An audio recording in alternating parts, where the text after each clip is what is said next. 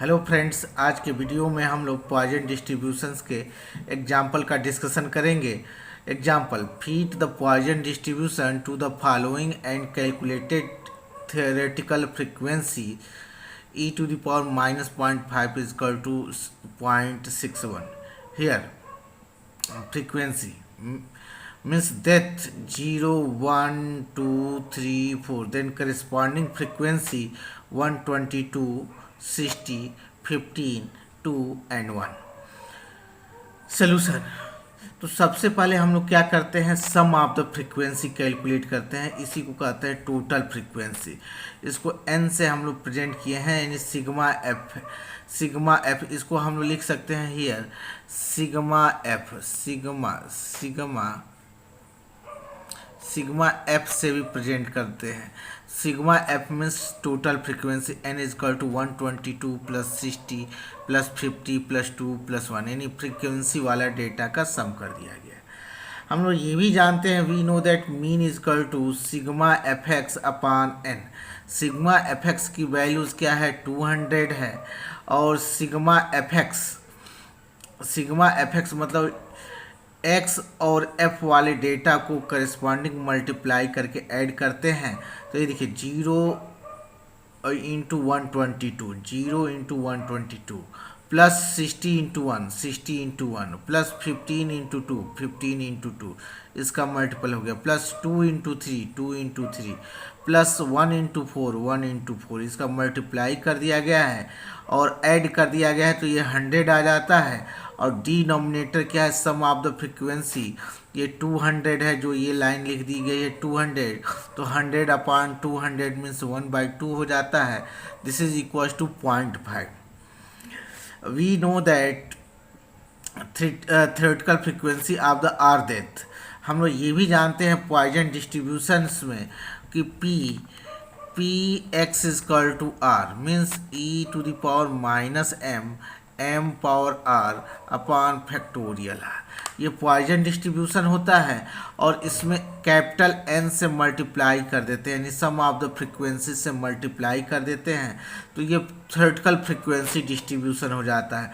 तो theoretical frequency of the R death, इसी में हम लोग क्या करते हैं, एन से मल्टीप्लाई कर देते हैं एन। तो P x is equal to are means ये कहा जा सकता है n into p x is equal to r. This is theoretical frequency.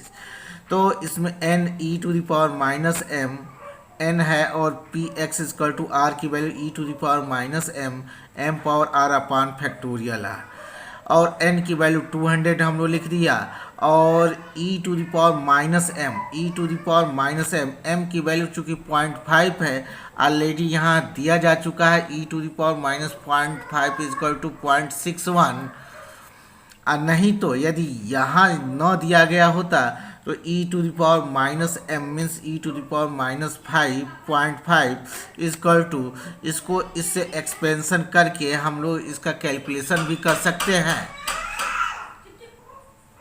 e to the power minus M means 0.5 हम लोग कैलकुलेट कर चुके हैं, equals to 1 minus 0.5 plus 1/2 factorial, this is factorial 2 0.5 whole square minus 1 by factorial 3 E to the power 0.5 whole power 3 plus and so on. इसकी value 0.61 होता है, means E to the power minus X equal to 1 minus X plus X square upon factorial 2 plus x minus x power 3 upon factorial 3 plus and so on. इसका expansion, इसी का expansion ले करके इसकी values हम लोग कैलकुलेट किए हैं। तो क्वेश्चन में तो दे ही दिया गया e to the power minus 0.5 is equal to 0.61। यदि नहीं दिया गया होता तो हम लोग इससे कैलकुलेट कर सकते थे। E to the power minus 0.5 means E to the power minus m की वैल्यूज़ 0.61। ये अप्रॉक्सीमेट वैल्यूज़ होती है, क्योंकि यहाँ कुछ ही टर्म्स तक हम लोग कैलकुलेट करते हैं। अब डेटा को टेबल के फॉर्मेट में हम लोग लिख देते हैं, कंपटीशन ऑफ थ्योरेटिकल फ्रीक्वेंसी यानी probability of the are success e to the power minus m m power are upon factorial r. तो probability of the zero success का हम लोग कैलकुलेशन करते हैं, तो इस फार्मूले में r इजक्वल टू जीरो रख देते हैं, तो P X is equal to zero E to the power minus M हो जाता है, इसकी वैल्यू 0.61।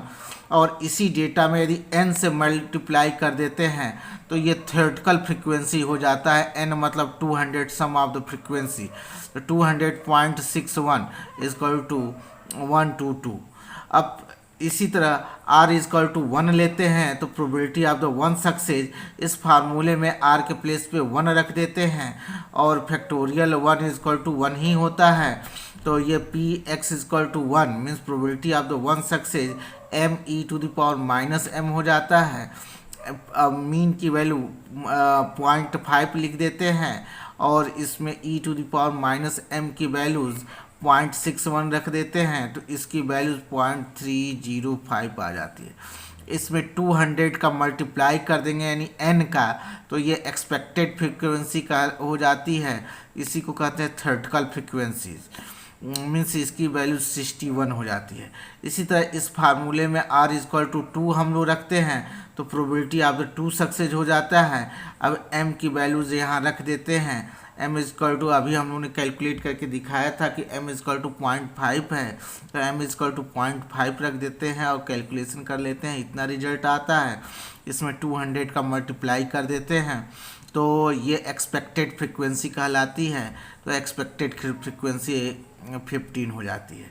इसी तरह probability of the 3 success r के प्लेस पे 3 रख देते हैं, तो इसका इसमें r के प्लेस पे 3 रख देते हैं, तो इसका बिहेवियर ऐसा हो जाता है और m की वैल्यूज 0.5 रख देते हैं और कैलकुलेशन करने पे इसका रिजल्ट 0.0127 हो जाता है और इसमें n का मल्टीप्लाई कर देते हैं यानी सम ऑफ द फ्रीक्वेंसीज, तो इसका रिजल्ट 0.2 हो जाता है, तो ओनली 2 हो जाता है।